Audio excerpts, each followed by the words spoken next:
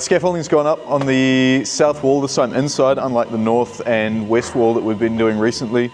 And that's because the heritage skin of this south wall is actually on the outside, which means that all of our structural upgrades and reinforcing has to happen on the inside. And like the north and west walls, we've got to break out the inside layer of brick this time to reveal the cavity so that we can fill it up with our reinforced concrete walls. It's a nice change having the scaffolding on the inside of the building because that means that we can work when it's raining, when it's windy, it's a bit warmer, kind of shielded from the elements a bit better. These some test holes we cut into the brick of the south wall to make sure that we've got the cavity that we thought we had and make sure we've got enough space to build our reinforced concrete wall. And now that the scaffolding's up, we will start at the top of the beam of this panel and work our way down layer by layer and knocking all the bricks out till we expose the whole cavity. Here you can see we've been testing some of the screws we want to use for our reinforced walls. And it's important that we test it in the old brick because every brick's different, especially when it's 100 years old.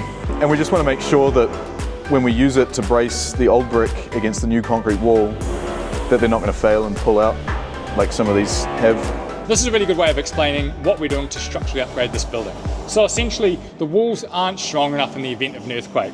So the building has been built with two layers of brick. This is the outer layer and this is the inner layer. And in the backstage area of the theatre, where the insides aren't the historic finishes or they're not the significant architectural finishes, what we're doing is we're removing this inside layer, and in that cavity and in this space where the brick is, we are putting new reinforcing and pouring a new concrete wall up against it.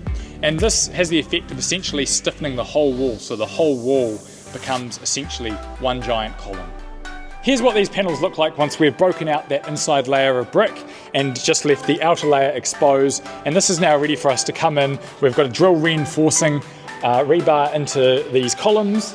We've got to tie them together, form a mesh here, and then spray a new concrete wall on this inside face. And that will hold this face, so on an earthquake, it holds this brick wall from falling in or out and structurally gives the form its rigidity.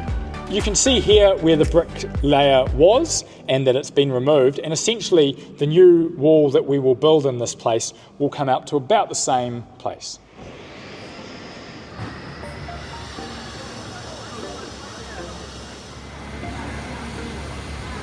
You might have heard the news recently that our project has just got a bit bigger. Not only are we now building the second venue in the basement, but we've taken a step to really future-proof the theatre for years to come. One of the limitations that the St James has looking into the future is the backstage. It was originally built as a vaudeville theatre, which was small-scale productions. So we're really excited to be able to share with you guys today something we've been working on for a long time, is that we've purchased the building to the south of the site behind the stage. And what that means is that in the future, if there was ever a need to extend the stage area to be able to accommodate larger shows like Disney-style productions, we now have the ability to be able to do that. Here is the building that we call the south site, which is behind the stage at St James, that we've just acquired.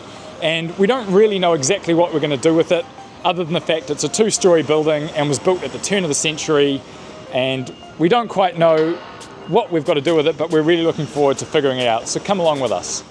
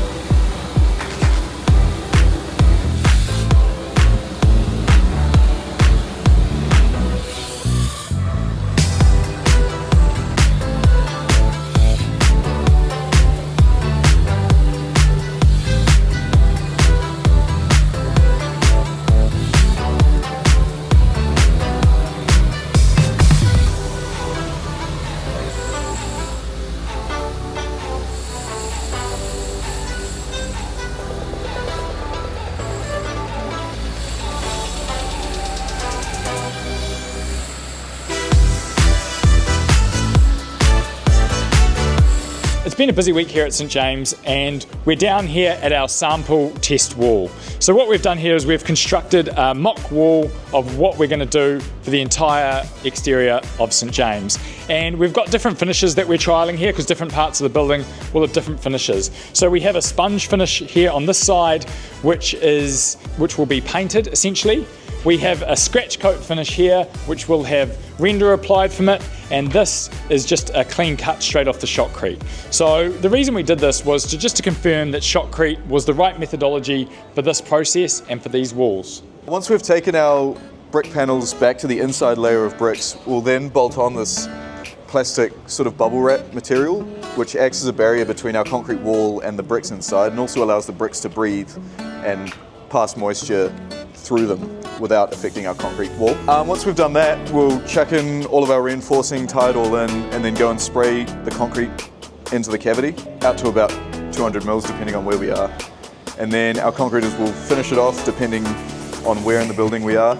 So for example, on the north wall, we're going to have the render finish. Once the concrete's finished, we'll drop this Hessian over the face of the concrete and spray it with water. That way we can keep the surface of the concrete damp while it's drying and setting on the inside, and that way we won't have any sort of cracks or anything come up during the drying process. Here we're doing some product sampling of some epoxy grouts that we can use. So essentially to structurally upgrade the building, we have to core holes through the existing beams and have reinforced steel running continuously up through the whole building.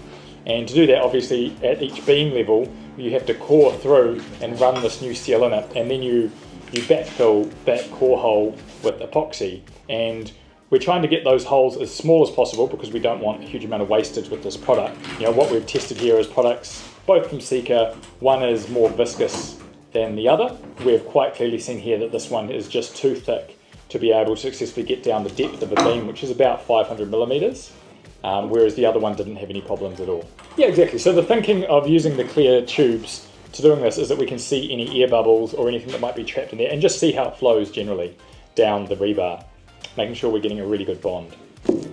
So this is by weight. So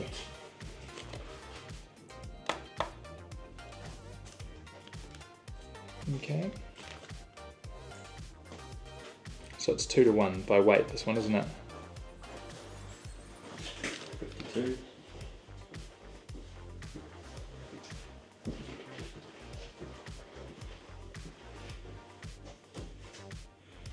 Yeah, 2-to-1 parts by weight. By weight? Yeah. Okay, so that's 90, 130 comes up to 94. So half of 94 is Oscar. 48, 47. 47. 47 into this one. So we want 48 mils. 48, 47. grand. I put it in 48. That can help. I was going to pull this in here and tear it off and just pour 48. We'll just put certain things. Oh, you don't want to over. I don't want to overdo it. Wow.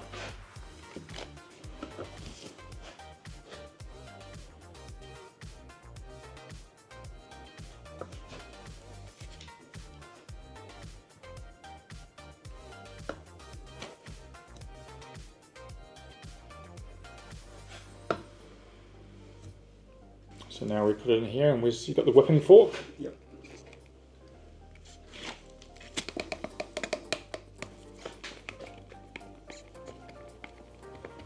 Okay, I think that's well mixed.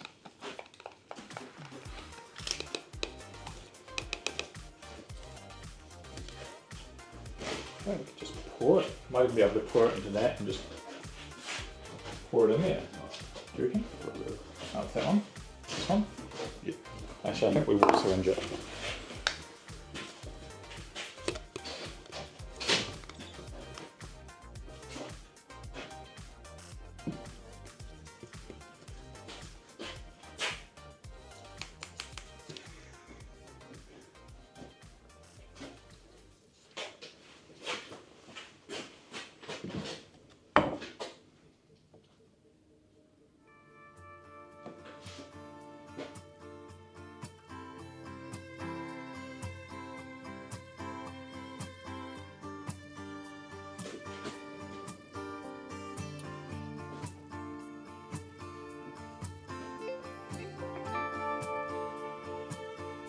I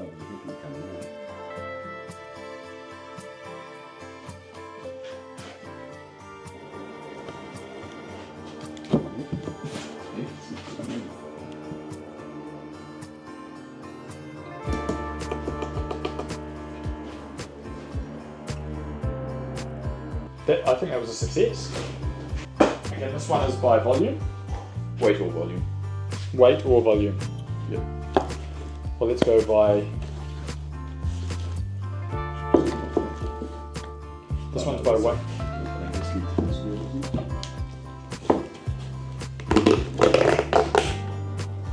So now we want to get this up to 150.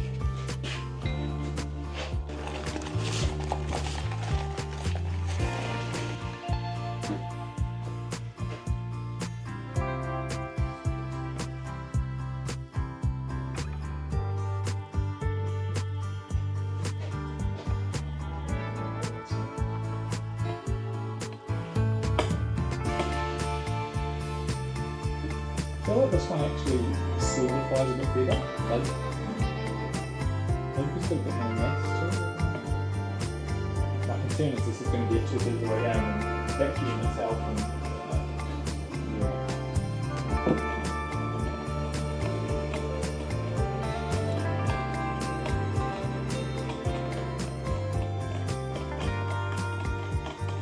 yeah, you can see it's wanting to follow the P-form.